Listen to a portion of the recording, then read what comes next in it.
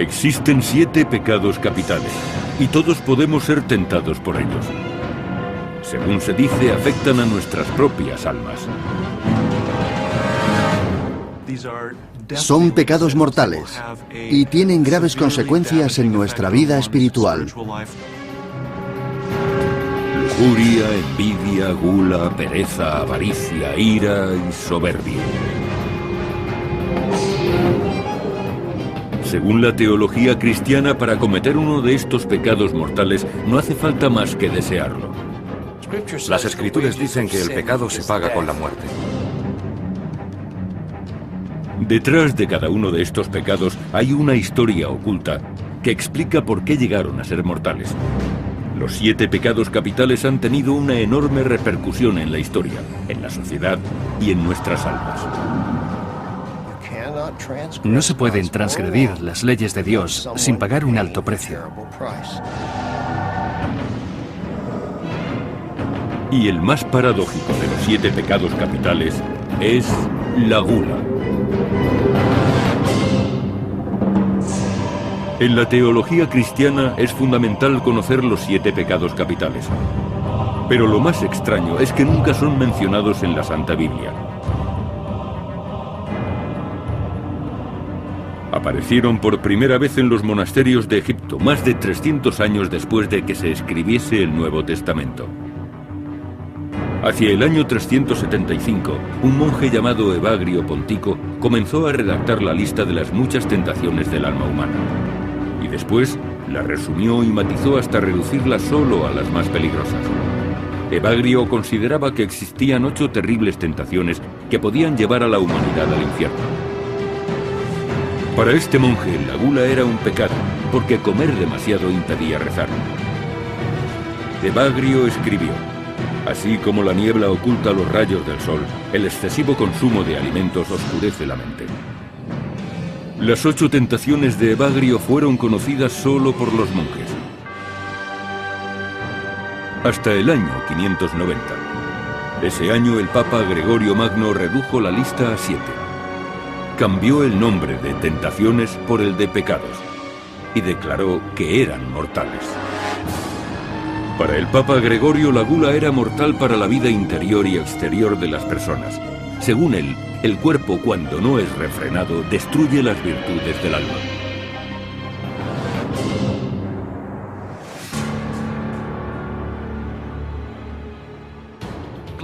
La gula es una obsesión distorsionada, una obsesión perversa, porque una persona convierte la comida en un objeto de placer. A partir de ese momento vivirá para comer, en lugar de comer para vivir.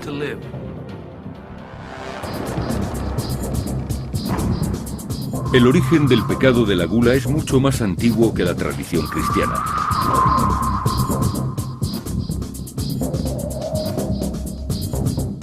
En la Edad de Piedra, las civilizaciones primitivas ya celebraban grandes banquetes. En la prehistoria, nuestros antepasados no pensarían que comer en exceso fuese pecado. Es frecuente encontrar pinturas de formas humanas que eran portadoras de abundancia, salud, fertilidad y otros dones, y se trataba de imágenes corpulentas.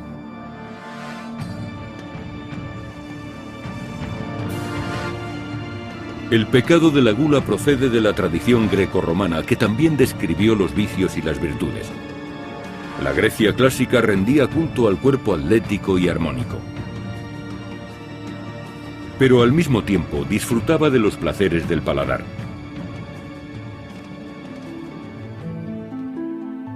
La expansión del Imperio Romano trajo a Roma una gran variedad de alimentos exóticos y deliciosos. Los aristócratas acudían a espléndidos banquetes en los que comían con entusiasmo. Según la creencia popular, estas fiestas eran interrumpidas por las frecuentes visitas al vomitorium, un lugar donde los invitados vomitaban para dejar sitio a más comida y bebida. Pero en realidad, el vomitorium era una especie de pasadizo por el que se salía del anfiteatro. El vomitorium era el pasadizo por donde la gente era evacuada del anfiteatro. Algún escritor, deliberadamente o por error, lo asoció a las descripciones literarias de los banquetes romanos, que en realidad no tenían nada que ver con este otro hecho. Aunque el término puede haber sido malinterpretado, algunos escritores antiguos afirman que los romanos se daban grandes atracones y después se purgaban. Hay referencias a la introducción de una pluma o un dedo en la garganta, pero quizá lo más habitual era esperar a que el cuerpo arrojase de forma natural el exceso de alimento. Y si el invitado vomitaba, siempre había esclavos para limpiar el suelo y limpiarlo a él. Después lo conducían de nuevo al banquete para que pudiese seguir bebiendo. En la tradición cristiana, el pecado de la gula surgió como una reacción ante el hedonismo del Imperio Romano. Según los fieles, los romanos servían a Satanás en bandeja de plata. La Biblia advierte en ocasiones sobre los males de la gula y describe cómo el diablo utilizó este pecado para intentar atraer a Jesús al infierno.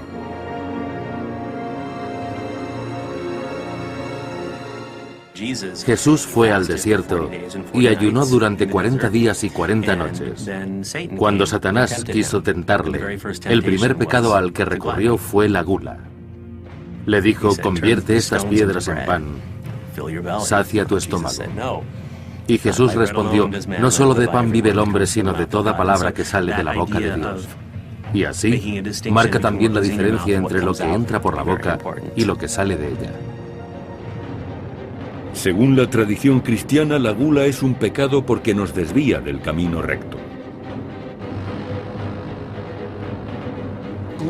La gula es un pecado contra nuestro propio cuerpo, el lugar sagrado de cada persona, donde Dios debería habitar. La gula es verdaderamente un deseo de morir.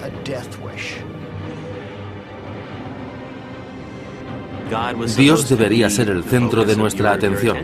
Y si solo pensamos en comida, entonces ignoramos a Dios. Los fieles creen que aquellos que cometen pecado por gula recibirán su castigo en el más allá. Si uno es condenado porque le tienta la comida, recibirá un castigo similar. Será consumido por Satanás. Entrará en el infierno a través de su boca y acabará en su estómago. En el siglo V, el filósofo y teólogo San Agustín predicó la abstinencia en todas sus formas. De hecho, San Agustín creía que disfrutar de la comida era una ofensa contra Dios. Si aceptamos esta idea de que disfrutar del placer de la comida es un pecado, estamos asumiendo que Dios ha creado una situación en la que, forzosamente, tenemos que pecar. No podemos evitarlo, porque es casi imposible no sentir placer con la comida.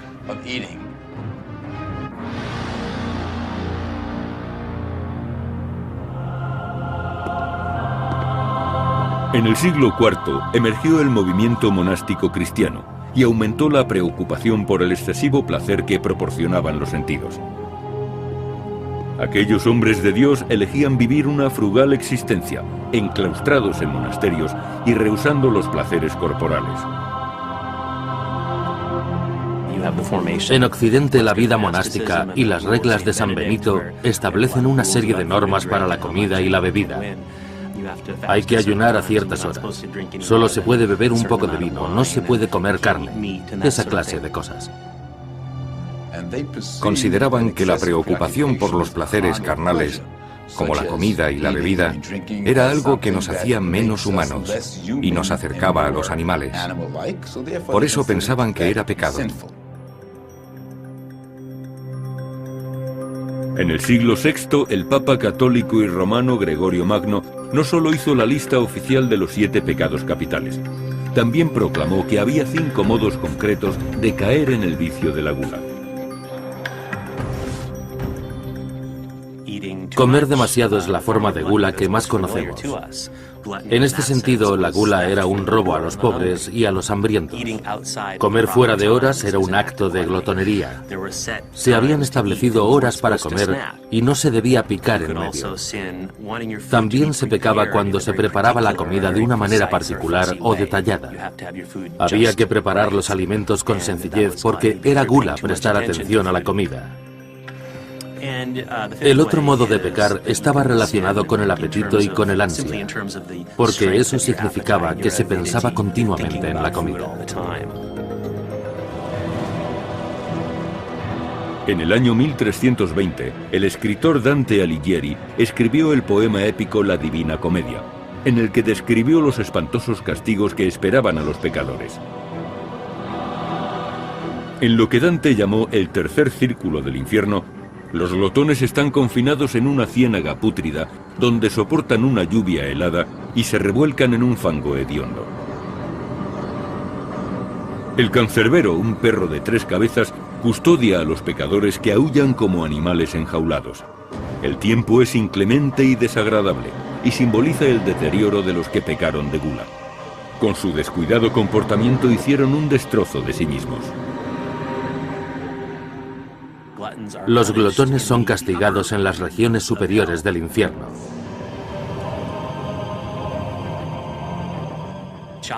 Chaco, el glotón florentino, está sentado aquí entre un montón de basura llena de barro. Su asqueroso entorno pretende reflejar lo que él hizo con su propio cuerpo, corrompiéndolo. Así pues, el infierno es un lugar de extrema incomodidad. Hay fuego, hay hielo, todo es malo, todo es desagradable.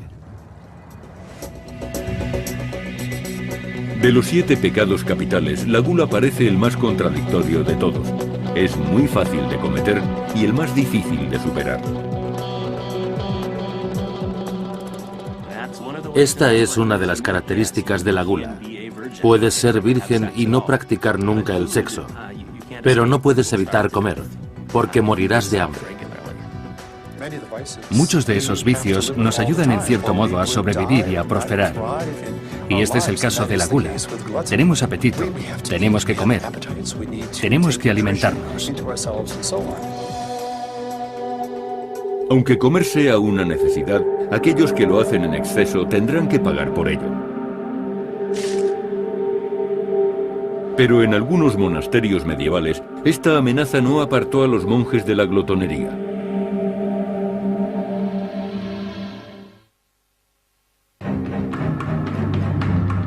Los 7 pecados capitales han constituido la base de la moral cristiana durante siglos, y se dice que el pecado más difícil de evitar es la gula.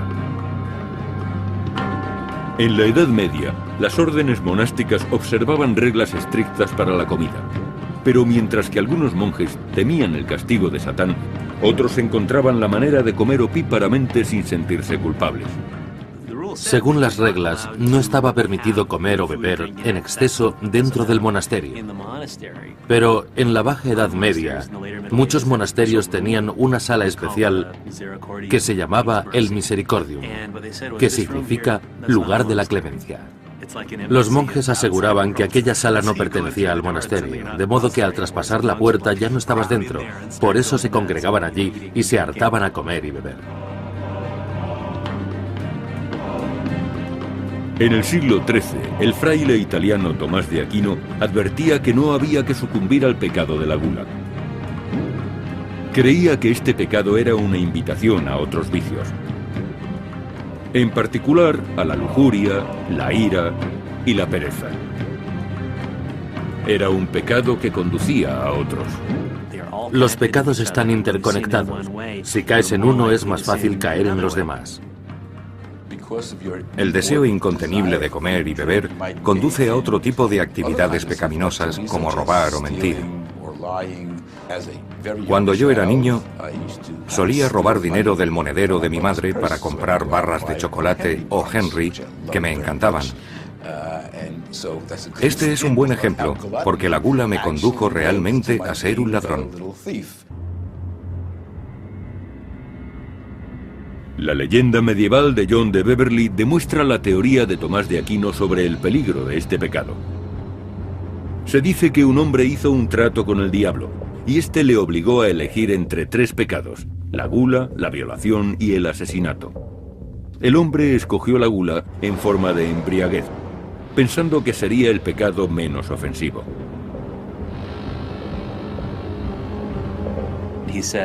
Dijo, creo que me voy a emborrachar. Es probable que pueda controlarme, otras veces lo he hecho.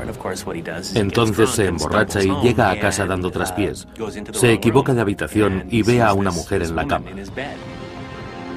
El hombre borracho se abalanza sobre ella sin darse cuenta de que se trata de su propia madre. En ese momento llega su padre y le aparta, y el pecador le mata.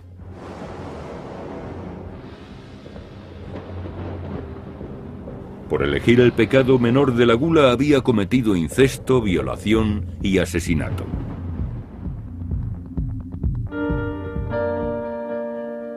Hacia el año 1200, los teólogos cristianos intentaron curar a la sociedad de los 7 pecados capitales y para ello redactaron la lista de las 7 virtudes que ayudaban a vencerlos.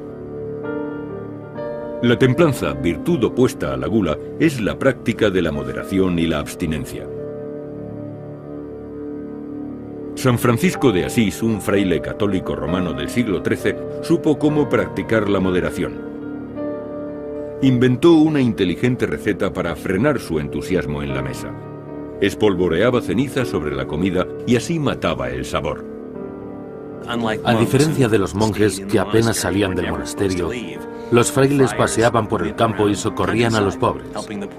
Predicaban contra la herejía y a menudo la gente les hospedaba porque, según la creencia popular, estaban haciendo el trabajo de Dios. Y, por supuesto, también les daban de comer. Con frecuencia la comida era más suculenta que la que los frailes acostumbraban a comer. Y San Francisco decía, hay que comerla para no ser descortés, pero una solución es echar cenizas cuando nadie esté mirando para no disfrutar de ella. Algunas santas también llevaron la templanza hasta el extremo. Santa Catalina de Siena, Clara de Asís y Verónica se dejaron morir de hambre por Dios. Hoy algunos teólogos se refieren a este fenómeno como anorexia santa. Sabemos que la privación de alimentos puede provocar alucinaciones. Quizá por eso comer muy poco les ayudaba a acercarse a Dios. Era una vida mística en cierto modo. Pero también era una forma de mantener el control sobre el cuerpo. Y actualmente eso es algo característico de la anorexia, aunque no en el sentido religioso. El comportamiento de aquellas mujeres santas es similar al de las personas que padecen desórdenes alimentarios. En 1364, la adolescente Santa Catalina de Siena renunció al pecado de la gula rechazando todo tipo de alimento. Se dice que utilizaba una ramita para provocarse el vómito y purificar completamente su cuerpo. En la Edad Media, la época de Santa Catalina, los que cometían el pecado de la gula creían que serían condenados por Satán. El miedo al castigo quedó reflejado en las obras de muchos artistas que imaginaron las duras consecuencias del pecado.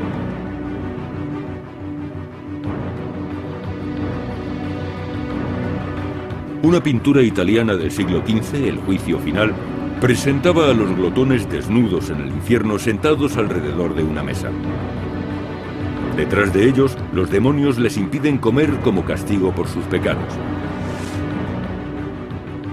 En las iglesias, las estatuas y las pinturas cumplen una función. Proporcionan una especie de apoyo visual para comprender lo que el sacerdote dice desde el púlpito. No seáis glotones, arderéis en el infierno. Entonces los fieles ven las imágenes y piensan, ese hombre parece desgraciado, será mejor que yo evite eso. Y para los que sabían leer, el terrible destino que esperaba a los glotones también impregnaba la literatura. En aquella época, las novelas y los escritos alegóricos ofrecían algo similar a lo que ofrecen los modernos libros de autoayuda. Los autores medievales empleaban muchos métodos para coaccionar al pueblo. Su intención era fomentar el autocontrol, y para conseguirlo, describían a los glotones de una forma tan negativa que si uno tenía la intención de devorar, por decirlo de algún modo, recordaría esa imagen literaria, y eso inhibiría sus ansias de comer. El cristianismo condenaba la gula, pero el judaísmo no la reconocía formalmente como pecado. Se supone que hay que dar gracias al Señor por la comida. En el judaísmo, además, existen una serie de bendiciones para los diferentes alimentos. Si considerasen que comer es malo, no existirían esas bendiciones. El judaísmo solo considera que la gula es un pecado cuando se llega a cierto límite. Si uno queda esclavizado por su deseo y olvida lo que es importante. Si la gula implica que nos quedemos con lo que deberíamos dar a otros, o impide que demos de comer a los demás, o no nos permite ver las necesidades ajenas, o nos esclaviza, entonces sí es un pecado.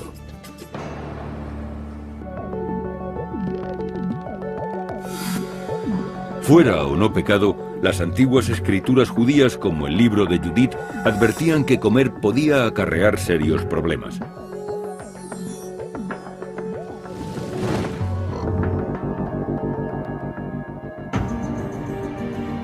En el libro de Judith, un rey asirio ordena a su general Holofernes que acabe con Israel. Durante el asedio a la ciudad judía de Betulia, la hermosa Judith invita a cenar a Holofernes, conocido por su glotonería.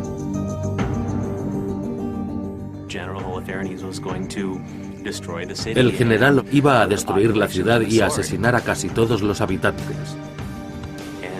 Judith le hizo creer que se había enamorado de él y le preparó una romántica velada.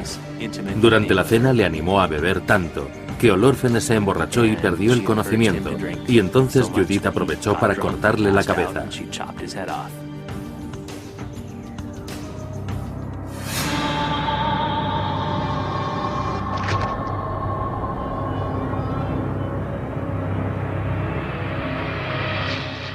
Judith salvó a su pueblo y salvó la ciudad.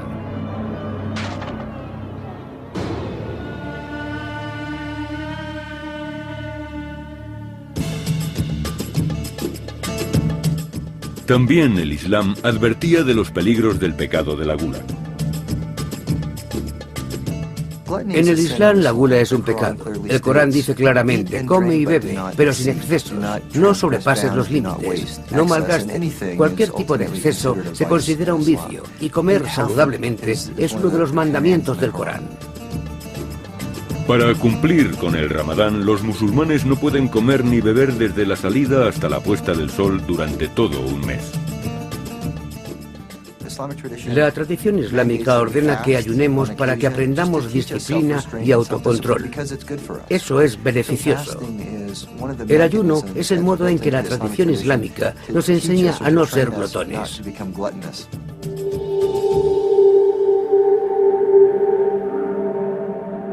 Los cristianos también practican el ayuno y la plegaria como penitencia por el pecado de la gula. La época de la Cuaresma conmemora los 40 días que Jesús ayunó en el desierto. Siguiendo la paradójica naturaleza de la gula, algunos cristianos celebran la llegada de la Cuaresma con el Carnaval, un festival en el que comen y beben durante 3 días. Se preparan para un largo periodo de ayuno y penitencia. No gozarán de ninguna diversión hasta la Pascua. Por eso las autoridades eclesiásticas permitieron que antes la gente se liberase de la presión. Nos gusta desinhibirnos de vez en cuando, y los que no pueden hacerlo llevan una vida infeliz.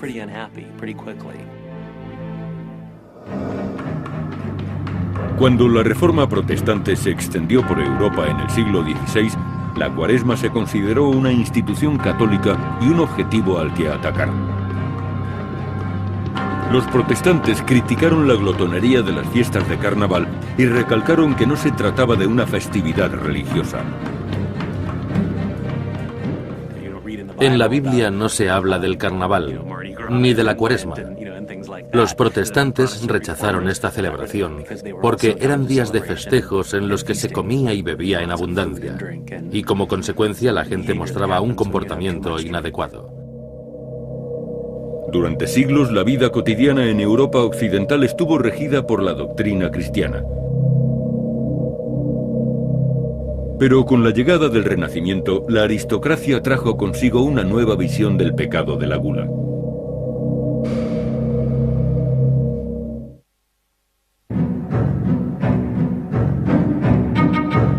Los 7 pecados capitales habían sido las directrices morales de todos los cristianos. Al establecer ayunos religiosos y prohibiciones sobre la comida, la Iglesia medieval trataba de refrenar la gula.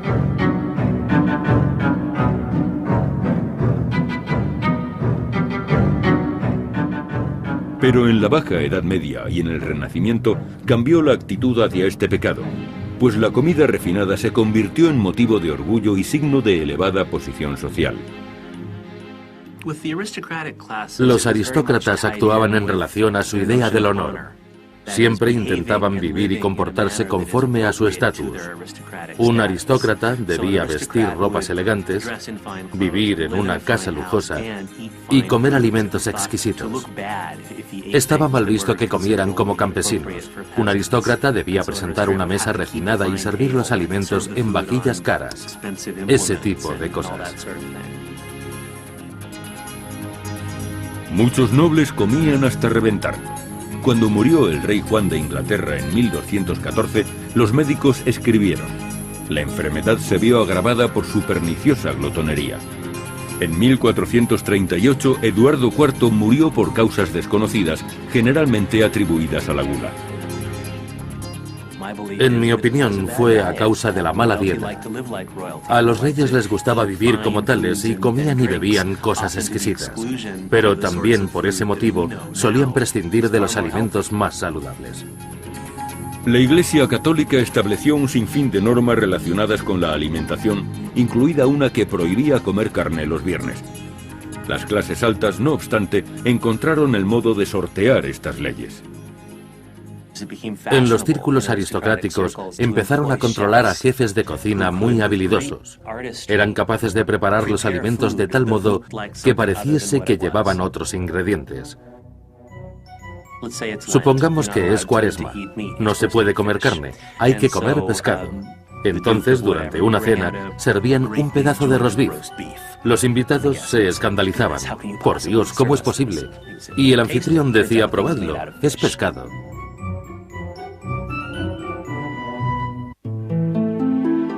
Luis XIV fue uno de los reyes más glotones.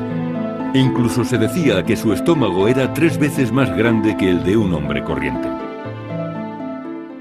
Luis XIV era un glotón. Era el rey de Francia y es lógico que viviera con mucho lujo. Siempre pedía que le sirvieran los platos más refinados.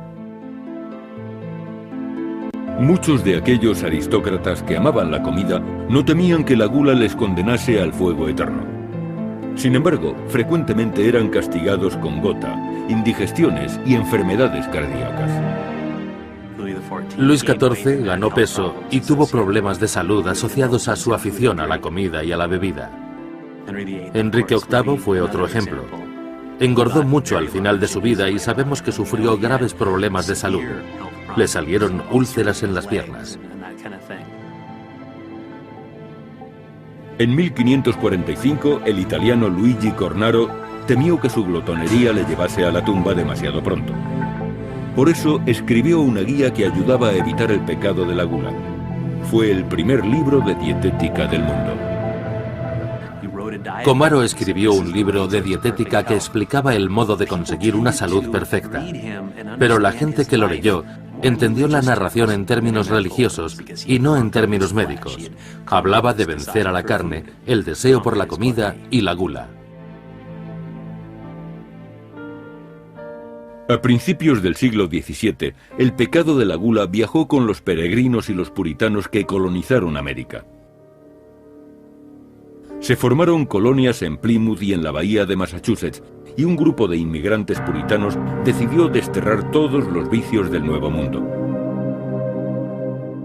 El puritanismo americano era, por supuesto, una ramificación del protestantismo radical europeo. Y uno de los elementos más característicos de aquellos cristianos era su odio, un odio casi visceral hacia el catolicismo romano. Ellos fueron los que llevaron a América sus ideas sobre el reino de Dios. Pretendían formar una comunidad reformada, perfeccionada y limpia de todos los vicios romanos. Persiguiendo esta nueva forma de cristiandad, los puritanos demostraron su rechazo por la Navidad. Según sus creencias, las fiestas incitaban a la glotonería. Y finalmente, la Corte General de Massachusetts declaró ilegal estas fiestas en 1659. Los que incumpliesen la ley serían sancionados con una multa de 5 chelines. La Navidad fue ilegal en Massachusetts hasta 1681. Los puritanos trataron de averiguar cómo era la Iglesia en sus orígenes. Leyeron la Biblia e intentaron vivir según sus enseñanzas. Como no hablaba de la celebración de la Navidad, ellos tampoco la celebraban.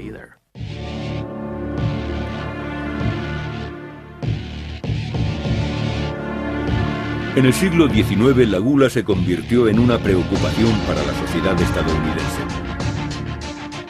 Para muchos, el alcoholismo era uno de los peores aspectos de este pecado. Muchos ciudadanos se unieron y lanzaron el movimiento por la templanza. Su misión era detener el pecado de la gula poniendo fin al consumo de alcohol. En el movimiento por la templanza se implicaron sobre todo las mujeres. Aunque también hubo líderes religiosos, especialmente protestantes, que se unieron al movimiento. Consideraban que beber era pecado, pero lo que en realidad se pretendía era proteger a las familias de los nocivos efectos del alcohol.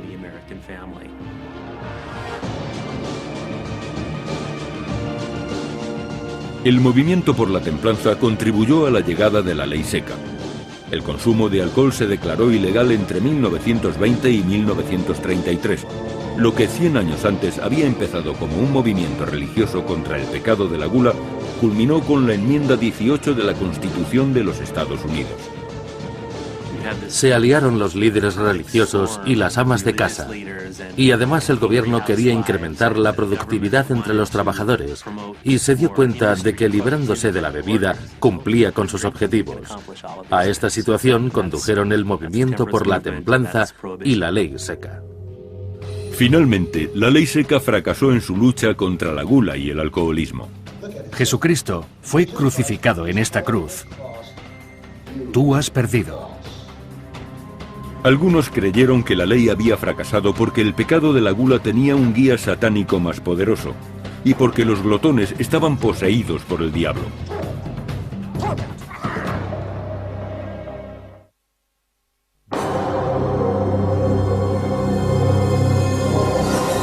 En la tradición cristiana, los 7 pecados capitales son considerados como un camino hacia el infierno. Y un acto tan simple como comer puede convertirse en pecado.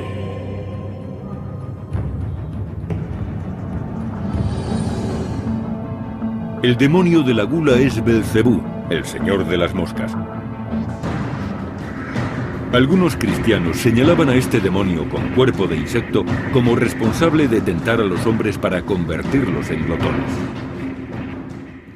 El pecado, para ser pecado, tiene que implicar cierta voluntad. Somos nosotros los que, en último término, lo cometemos. El trabajo del diablo consiste en tentar a los seres humanos para que cometan pecados. Por eso no debe llevarnos a la conclusión de que la culpa es del diablo o que él nos obligó a hacerlo.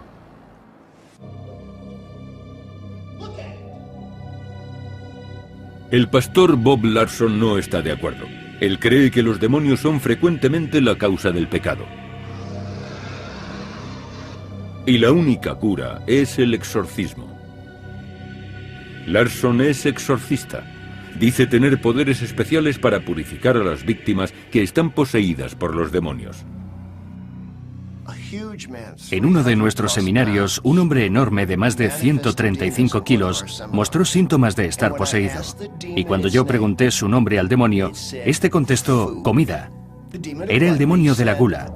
Y dijo claramente: Me llamo comida, porque le lleno de alimentos y de enfermedades. Larson exorciza a los poseídos recurriendo a la oración y a los símbolos religiosos. A veces simplemente me burlo del demonio. Puedo burlarme de un demonio mirando directamente a los ojos y al alma de la persona y diciendo: Satán, has hecho un buen trabajo con esta persona.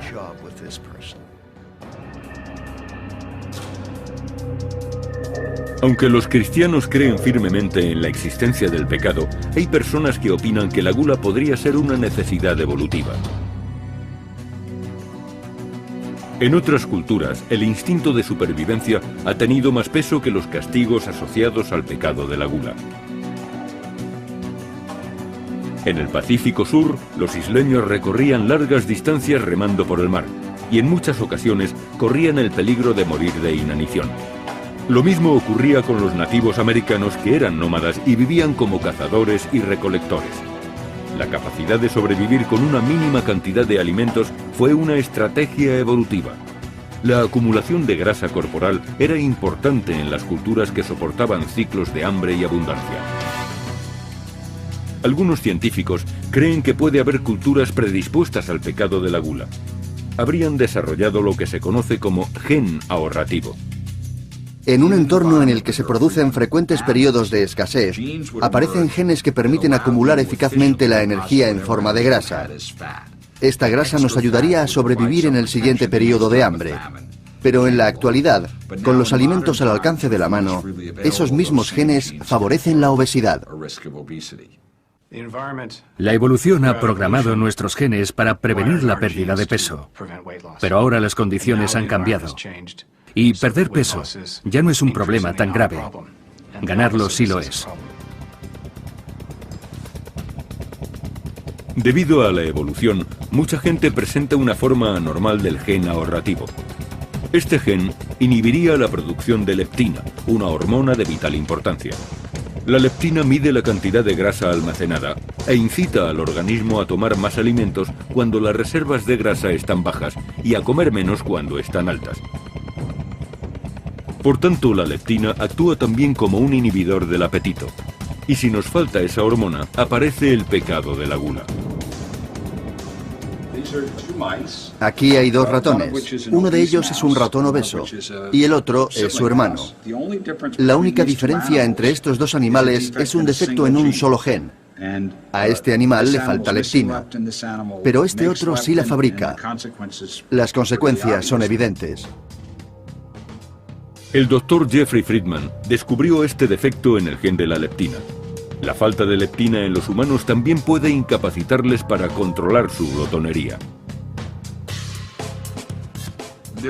Recientemente, Steve O'Rahilly ha realizado una investigación fascinante en Inglaterra.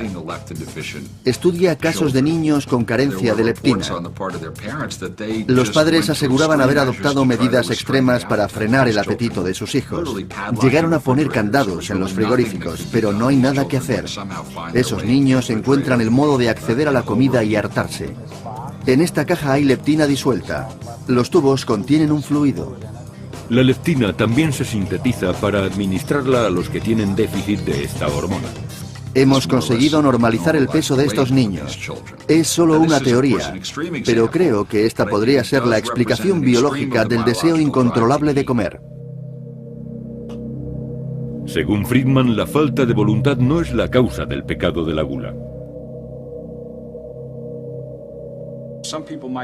Alguien podría observar este ratón o a un niño con déficit de leptina y decir que son unos glotones. Pero en estos casos sabemos cuál es la causa de su comportamiento: la carencia de la hormona leptina. En el siglo XX, la idea de este pecado varió notablemente. Los científicos pudieron observar los cerebros de las personas que se dejaban tentar por la gula.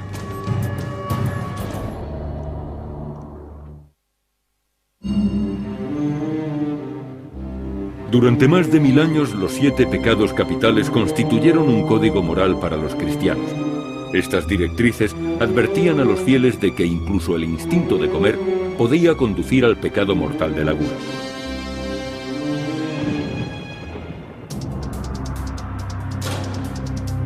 El siglo XX introdujo un cambio en la percepción de este pecado. Las autoridades eclesiásticas empezaron a ver este vicio como un problema de conducta.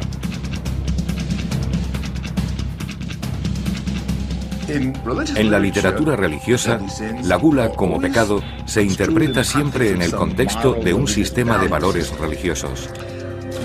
Pero actualmente, la psicoterapia lo ve desde otra perspectiva y habla de técnicas de autocontrol. ¿Cómo pueden enseñar a una persona a controlarse con la comida o con la bebida? Enseñándole a cambiar su actitud y a valorar la salud y la forma física.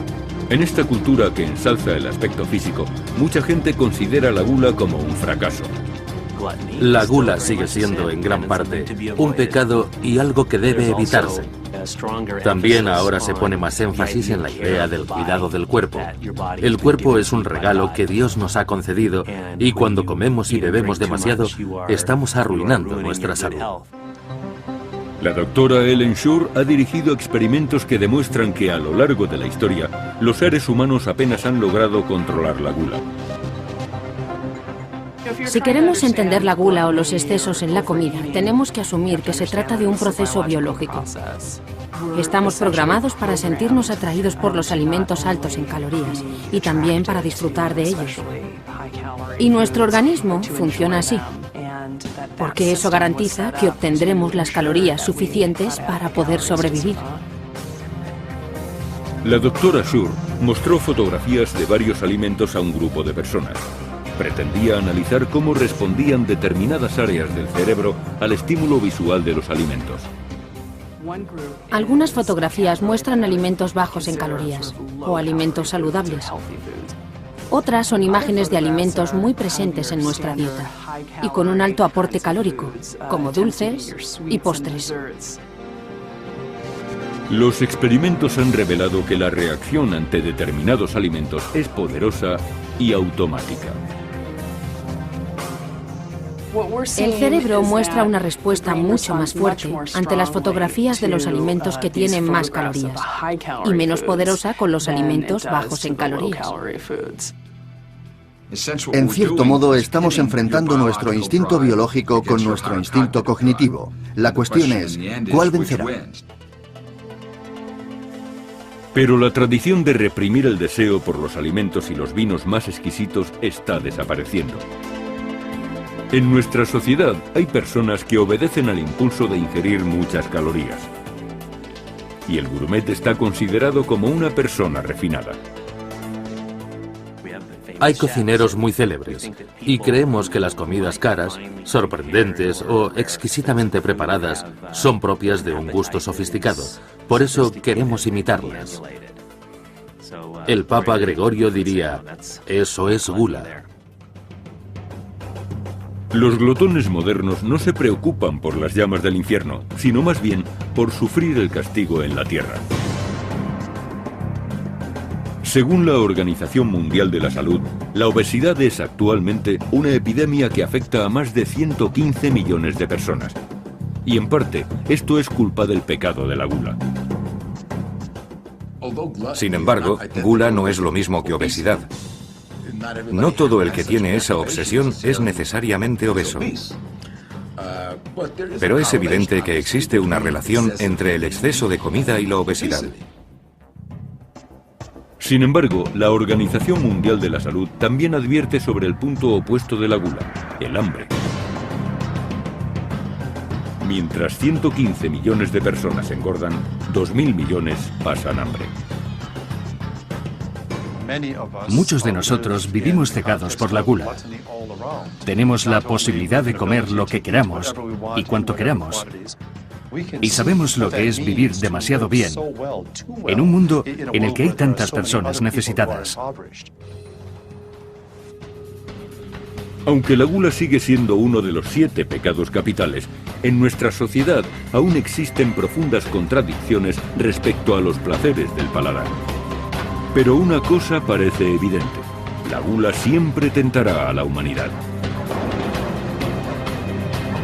Ya proceda de las profundidades del infierno o de nuestros propios genes.